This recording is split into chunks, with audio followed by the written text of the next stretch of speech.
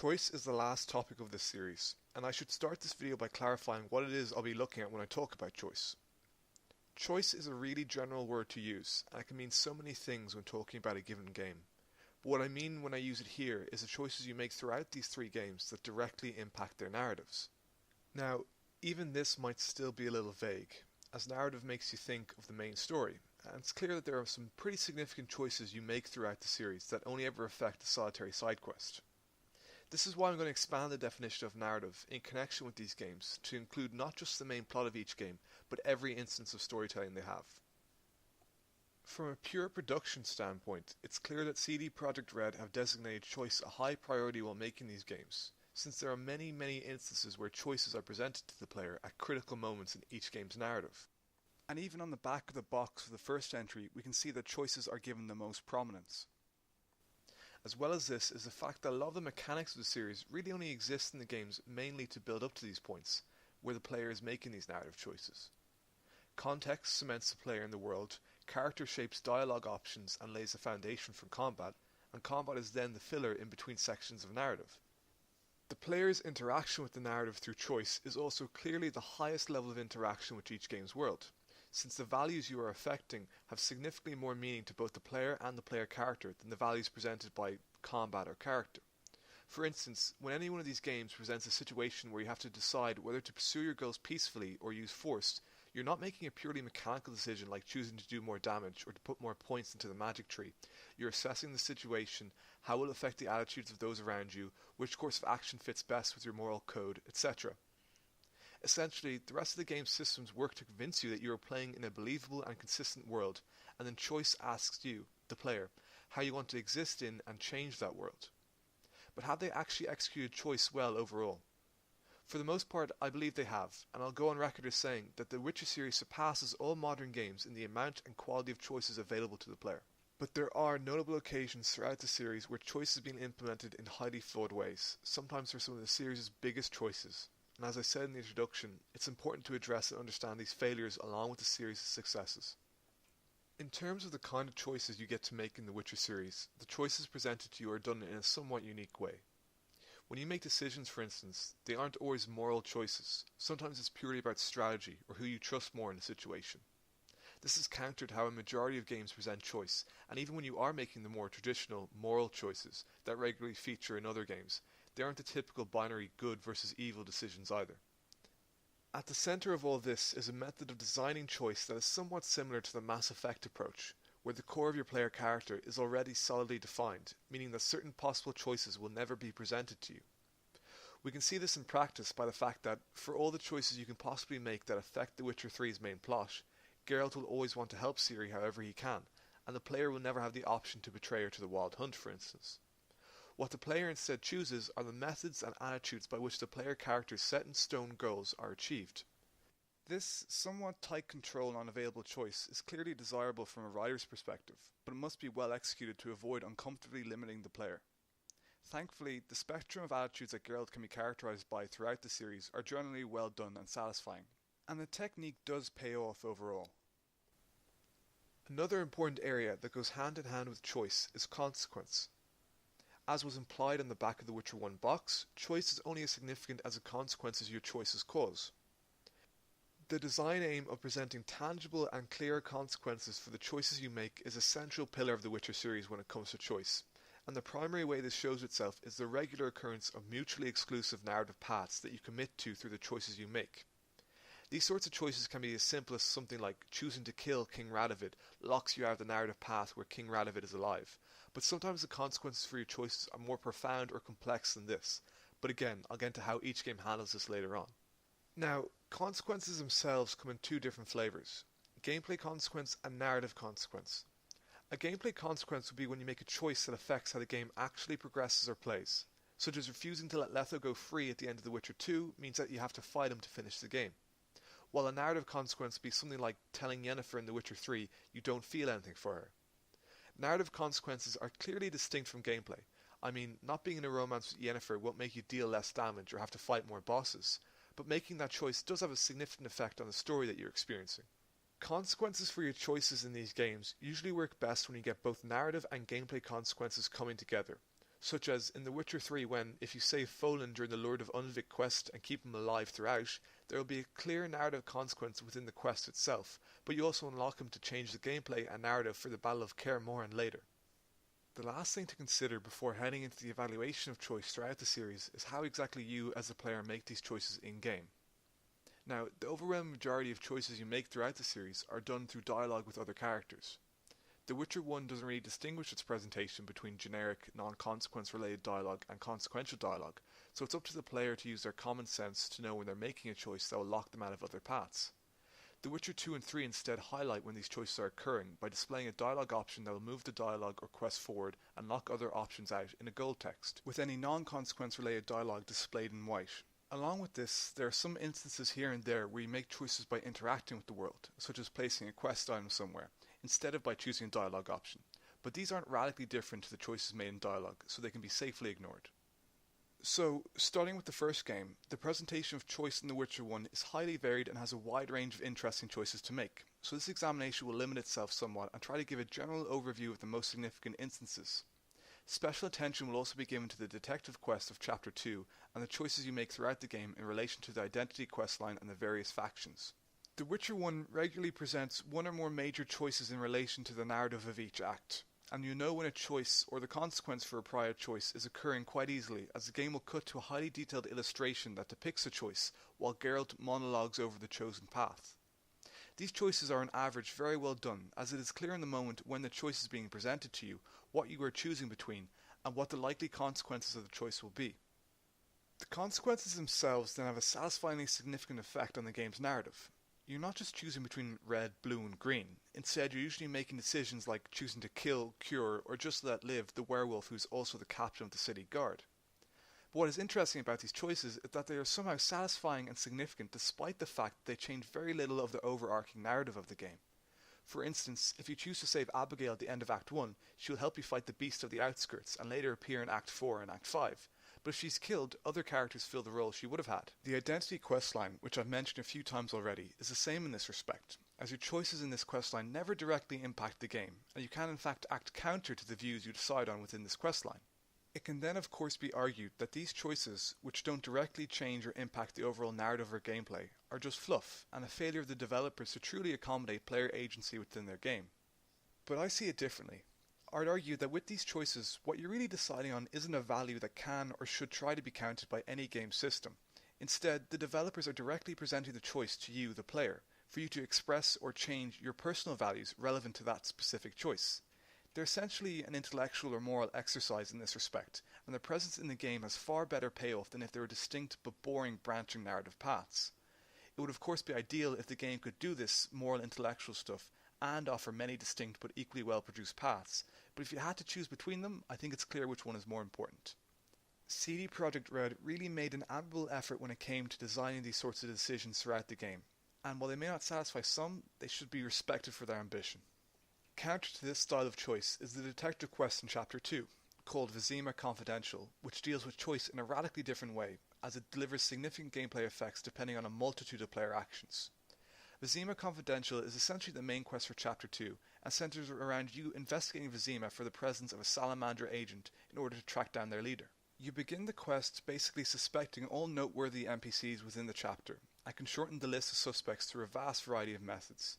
Seriously, it is insane just how much variation and interconnection this quest has with the rest of the act, but for this examination I'll limit myself to focusing on the autopsy section. The autopsy, though completely optional, is essentially the core of the investigation, as it will inevitably lead to you concluding on one of three suspects, one of which is the true Salamander agent. The player is presented with generic dialogue options throughout the autopsy, and, in order to pin down the true culprit, has to choose the options that match up best with their research on autopsies. If the player does this, they will correctly conclude the cause of death and move on with the quest in full knowledge of the true agent. But the most interesting part of the autopsy is that you can do it completely wrong and still think you found the correct culprit, as Geralt will confidently conclude a suspect despite doing a flawed autopsy. This essentially means that the autopsy itself is a skill check for the player's intelligence, that if succeeded or failed, results in equally valid narrative paths with distinct narrative and gameplay consequences. It really is just excellent overall, and ticks all the boxes that a game's storytelling should.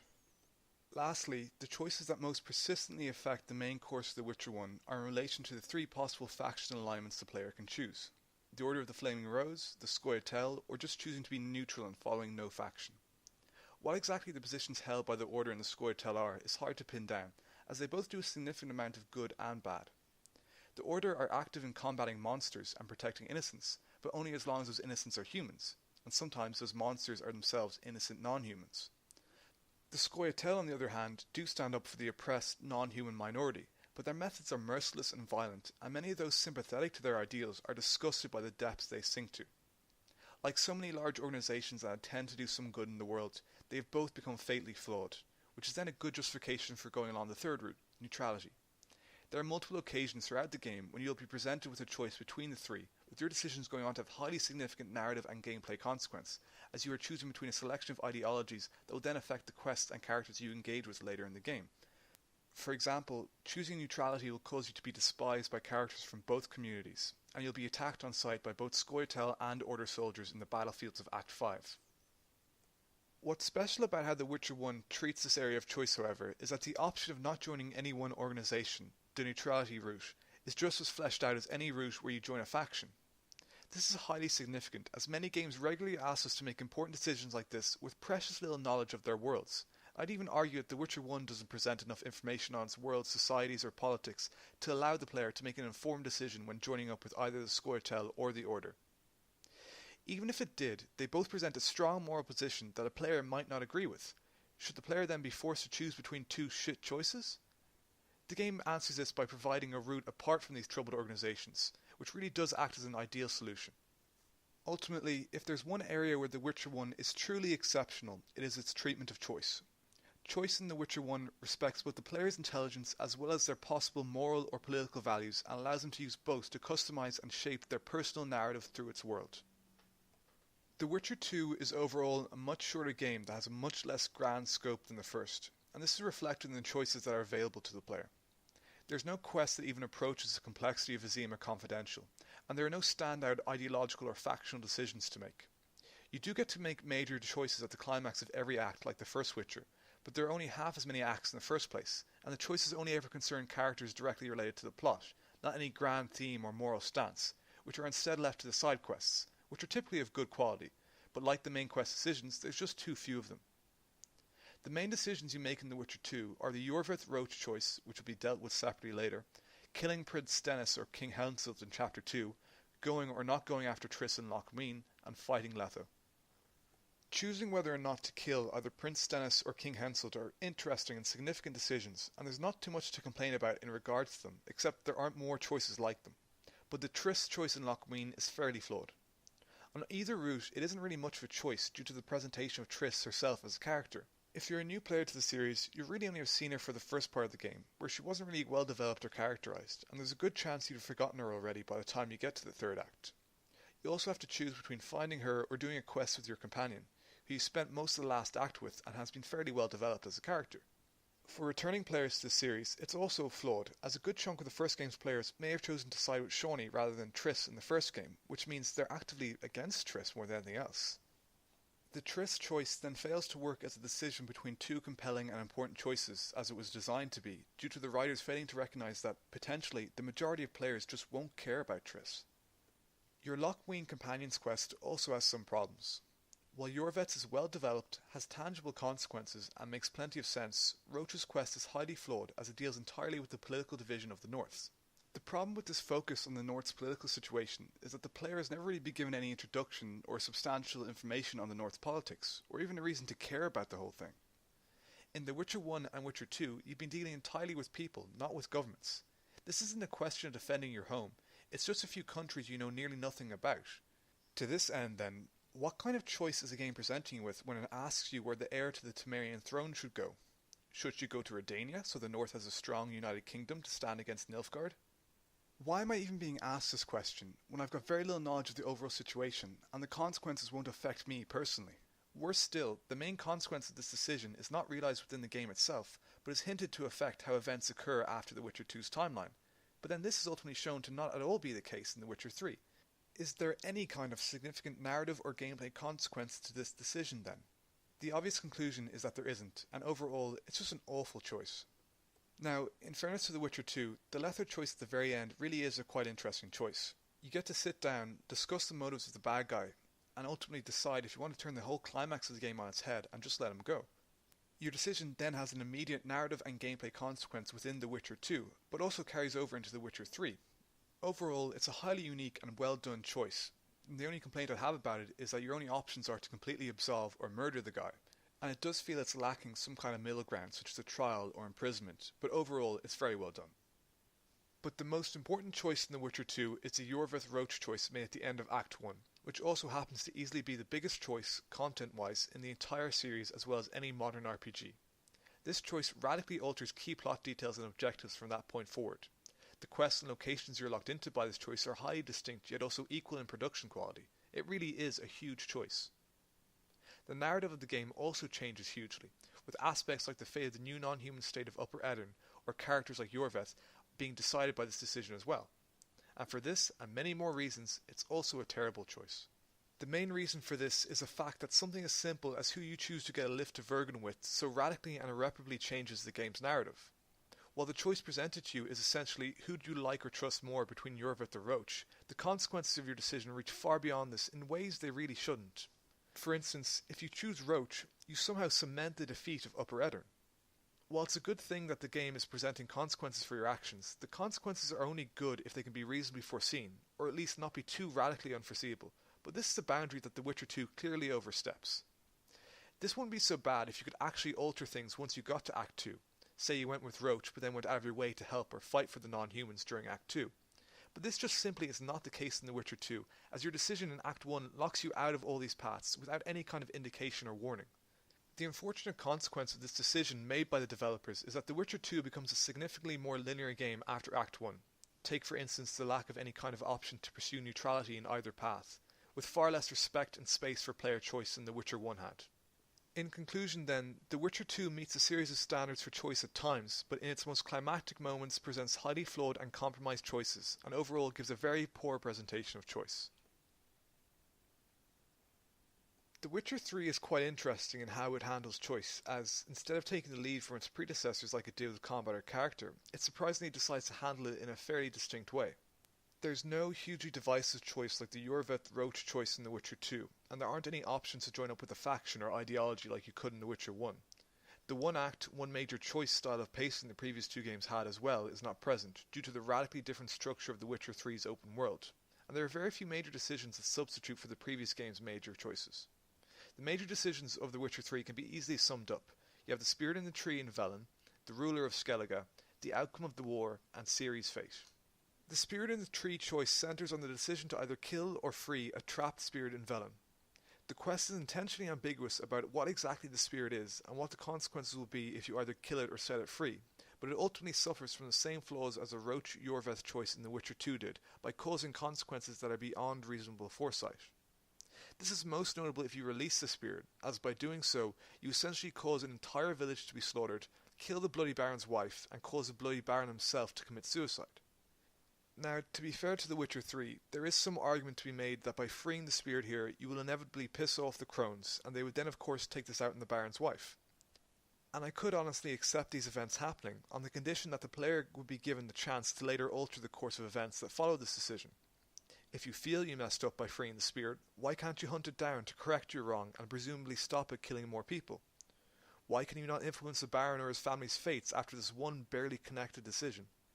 The cutscene that plays after the Baron hangs himself is particularly unfair, as Geralt talks about choosing between two evils and says that the spirit was a greater evil. But God only knows where he got this idea from, considering that the player never really finds out what the spirit in the tree actually is, let alone if it's eviler than the crones. Ultimately, it's overall an unsatisfying and badly executed choice.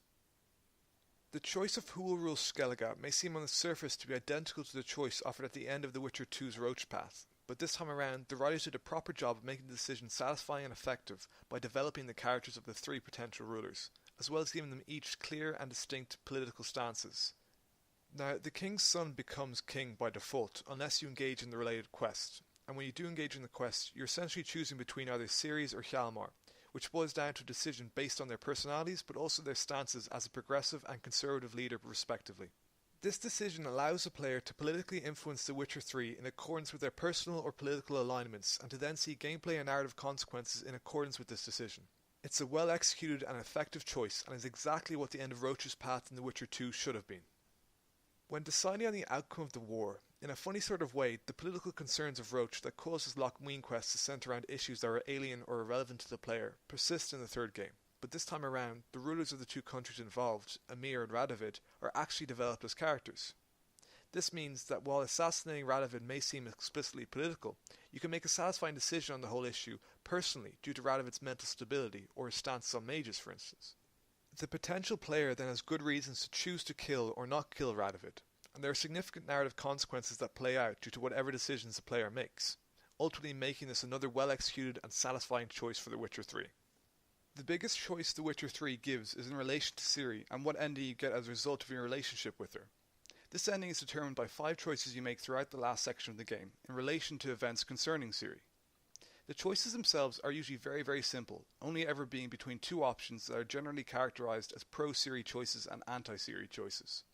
For example, choosing to accept the Emperor's reward for bringing him Ciri, or accompanying Ciri to her meeting with the sorceresses, are considered anti-Ciri, while doing the opposite of these is pro-Ciri.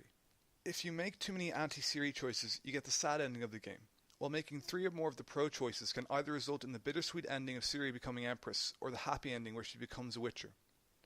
While these choices have a big impact on the narrative, they aren't really that complex or interesting in and of themselves, and mostly rely on how much you care about Ciri herself as a character. Now, without getting to how well written Ciri is, we can at least conclude that, in terms of this section's design when it comes to choice, it is clearly much simpler and less complex than the great choices of the series, but is still somewhat effective. And that about does it for the major choices of The Witcher 3. And overall, they are fairly well done, but they are not by any stretch of the imagination the majority of The Witcher 3's choices. As I said before, the pacing of these major choices is much poorer than the previous titles, but this is because so much effort went into creating the many choices available for the game's side quests that are a critical part of its open world structure. There are so many hours of well-produced and interesting side quests in The Witcher 3 that it would not be unreasonable to believe that their collective quality and length are superior to whole other games.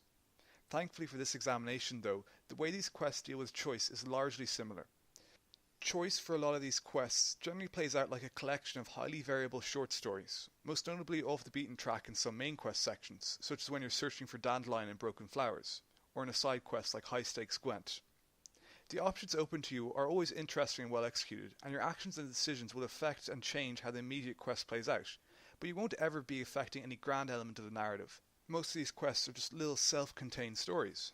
There's no one quest that even approaches the complexity or consequences of a quest like Vizima Confidential, but there are dozens of quests with much better storytelling and production values that at the same time do offer some kind of choice. What must then be concluded from all this is that while The Witcher 3 is not in any individual way better than The Witcher 1 or 2 when it comes to choice, when taken as a whole and collectively, The Witcher 3 does outdo all other entries in the series when it comes to choice. Overall, The Witcher series' execution of choice is regularly outstanding, and even its weakest moments are only of poor quality when internally contrasted, as these missteps still put the series miles ahead of its competitors. And this assessment also works well as a conclusion on the whole Witcher series. The Witcher 1 is an ambitious and alternate labour of love and dedication that can't be beaten for its artistry. The Witcher 2 falters regularly, but maintains a high degree of quality despite its failings. And The Witcher 3, while never able to truly satisfy those who fell for the series with the first entry, still manages to make a great attempt to please everyone through its exceptional production values and intelligent design.